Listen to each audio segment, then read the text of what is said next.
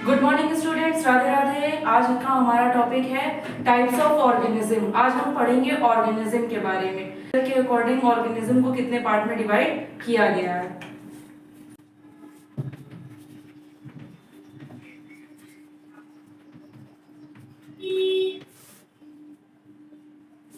Organism mainly दो तरह के होते हैं, unicellular organism and multicellular organism. अगर हम बात करें यूनिसेलुलर ऑर्गेनिज्म के बारे में, तो जब किसी ऑर्गेनिज्म में केवल एक ही सेल पाई जाएगी, तो जब एक ही सेल प्रेजेंट होगी ऑर्गेनिज्म में, तो वो ऑर्गेनिज्म होगा यूनिसेलुलर ऑर्गेनिज्म। अगर किसी ऑर्गेनिज्म में एक से ज्यादा सेल पाई जाएंगी तो वो आएगा मल्टीसेलुलर ऑर्गेनिज्म के under.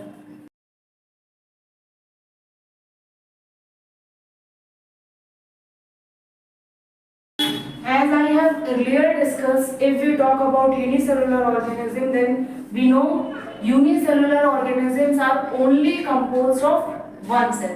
Then the first point is made up of single cell.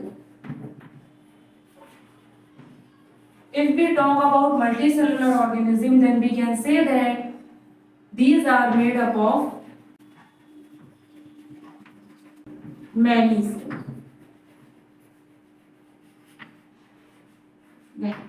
Second point हम समझते हैं कि अगर हम बात करें कर किसी ऑर्गेनिज्म में एक ही सेल प्रेजेंट है, तो यानी बॉडी के जितने भी फंक्शंस हैं वो पर्टिकुलर एक सेल को परफॉर्म करने पड़ेंगे। एज्यूम करिए अगर आपके घर में एक ही लोग रहते हैं, एक ही मेंबर है, तो घर के जितने भी काम हैं वो इस एक मेंबर को करने पड़ेंगे, यानी उस पे जो वर्कलोड है वो क्या हो जाएगा, हैवी हो जाएगा, वर्कलोड ज्यादा हो जाएगा जब एक ही सिंगल सेल को सारे के सारे फंक्शन परफॉर्म करने पड़ेंगे। इसी जगह अगर हम मल्टी सेलुलर की बात करें तो मल्टी सेलुलर ऑर्गेनिज्म में कई सारी सेल मौजूद है। कई सेल मौजूद होने की वजह से क्या होगा कि जो बॉडी के डिफरेंट डिफरेंट फंक्शन है वो डिवाइड कर दिए जाएंगे। कोई सेल कोई फंक्शन परफॉर्म कर लेगी, कोई सेल कोई फंक्शन परफॉर्म कर लेगी। जैसे कि अगर हम अपनी बॉडी के ही बारे में बात करें तो उसमें कई सारे ऑर्गन हैं।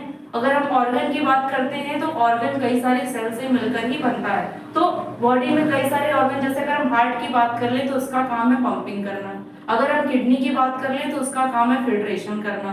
तो अगर बॉडी में कई सारी सेल मौजूद होंगी तो जो काम है वो इजीली डिवाइड हो जाएगा। काम इजीली डिवाइड होने की वजह से वर्कलोड ज्यादा नहीं हो पाएगा। जैसे कि अगर हमारे घर में एक से ज्यादा लोग मौजूद हैं तो कई सारे लोगों में काम को बांट दिया जाता है, तो उससे वर्कलोड कम रहता है। तो ये जो सिंगल सेल ऑर्गेनिज्म है जो केवल और केवल एक ही सेल के बने हैं, इनमें जो डिवीजन ऑफ लेबर है वो नहीं पाया जाएगा, यानी काम को हम डिवाइड नहीं कर सकते, काम डिवाइड नहीं हो सकता। Division of labour does not exist. इसी जगह अगर हम बात करें मल्टी सेलुलर ऑर्गेनिज्म की, तो यहाँ कई सारी सेल प्रेजेंट होने की वजह से हम काम को आसानी से बांट सकते हैं, यानी यहाँ पे डिवीजन ऑफ लेबर पाया जाएगा। If we talk about third point, अब जब लेबर यानी काम का डिवीजन नहीं पाया जा रहा है, काम का डिवीजन ना पाए जाने की वजह से एक सिंगल सेल को बॉडी के सारे फंक्शन परफॉर्म करने पड़ेंगे, जिस वजह से यहाँ क्या हो जाएगा, वर्कलोड हाई। और यहाँ काम को डिवाइड कर दिया गया है, different different cell different different function perform करेंगे, जिसकी वजह से यहाँ पे जो वर्कलोड है वो क्या हो जाएगा, लेस। अब नेक्स्ट, अब जब डिवीजन ऑफ लेबर है ही नहीं, यानी एक ही सिंगल सेल बॉडी के सारे फंक्शन परफॉर्म करेगी, single cell, a single cell perform all the function of body.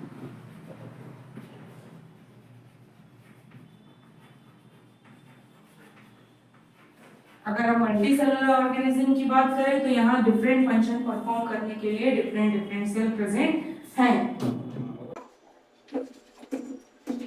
The function of body will performed by different cells.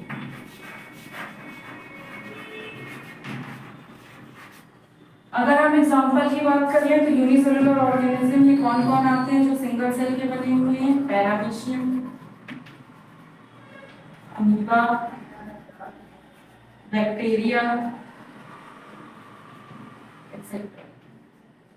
If we talk about multicellular organism, then multicellular organism में कौन कौन आ जाएंगे? Animal, human being, etcetera.